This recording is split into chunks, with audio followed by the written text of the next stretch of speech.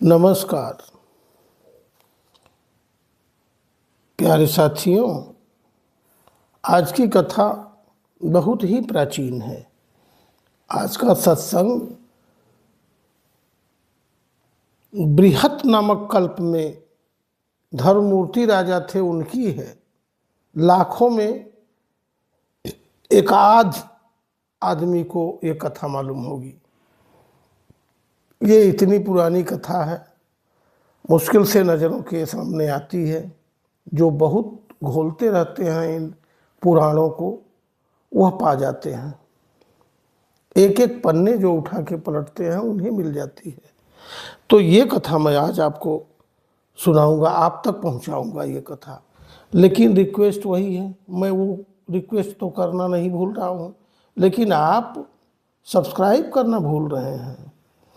तो अगर आपने सब्सक्राइब न किया हो और बराबर ऐसी कथा आप सुनना चाहते हैं तो आप इसे सब्सक्राइब कर लीजिए और अपने सुना करिए, लोगों में शेयर कर दीजिए, लोग भी सब्सक्राइब करें, जिससे आपका जो है ये सत्संग आगे तक चलता रहे। हम लोग बढ़ते हैं कथा की तरफ। पुलस्त जी कहते हैं, राजन, पूर्व काल की बात है। बृहत नामक कल्प में धर्ममूर्ति नाम के एक राजा थे, जिनकी इंद्र के साथ मित्रता थी। उन्होंने सहस्रों दैत्यों का वध किया था।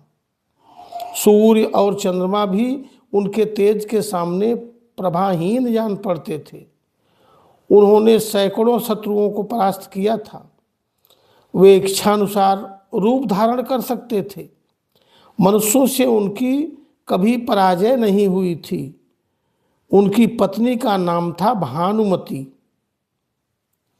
वह त्रिभुवन में सबसे सुंदरी थी। उसने लक्ष्मी की भांति अपने रूप से देव सुंदरियों को भी मात कर दिया था। भानुमति ही राजा की पटरानी थी। वे उसे प्राणों से भी बढ़कर मानते थे। एक दिन राजसभा में बैठे हुए महाराज धर्ममूर्ति ने विस्मय विमुग्ध होकर अपने पुरोहित मुनि श्रेष्ठ वशिष्ठ जी को प्रणाम करके पूछा, भगवान, किस धर्म के प्रभाव से मुझे सर्वोत्तम लक्ष्मी की प्राप्ति हुई है? मेरे शरीर में जो सदा उत्तम और विपुल तेज भरा रहता है, इसका क्या कारण है? वशिष्ठ जी ने कहा, राजन, प्राचीन काल में एक लीलावती नाम की वेश्या थी। वशिष्ठ जी ने जवाब दिया महाराज धर्ममूर्ति को। लीलावती नाम की वेश्या थी जो सदा भगवान शंकर के भजन में तत्पर रहती थी। एक बार उसने पुष्कर में चतुर्दशी को नमक का पहाड़ बनाकर सोने की बड़ी देव प्रतिमा के साथ विधि पूर्वक दान किया था। शुद्ध नाम का एक सुनार था जो लीलावती के घर में नौकर का काम करता था।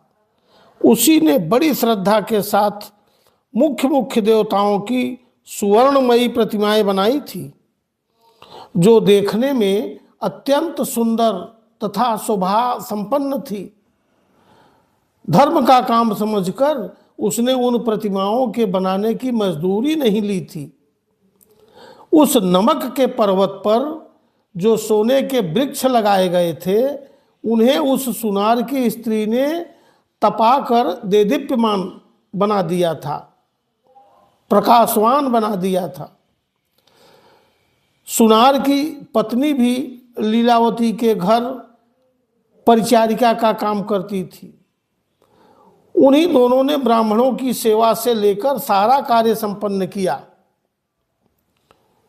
तदनंतर दीर्घकाल के पश्चात लीलावती वेश्या सब पापों से मुक्त होकर शिव जी के धाम को चली गई तथा वह सुनार, जो दरिद्र होने पर भी अत्यंत सात्विक था और जिसने वेश्या से मजदूरी नहीं ली थी, वो आप ही हैं राजन वो आप हैं।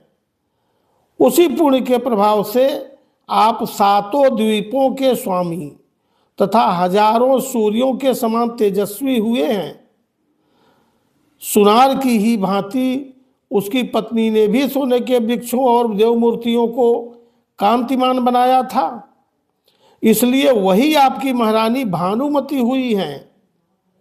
प्रतिमाओं को जगमग बनाने के कारण महारानी का रूप अत्यंत सुंदर हुआ है और उसी पुण्य के प्रभाव से आप मनुष्य लोक में अपराजित हुए हैं तथा आपको आरोग्य और सौभाग्य से युक्त राजलक्ष्मी प्राप्त हुई है।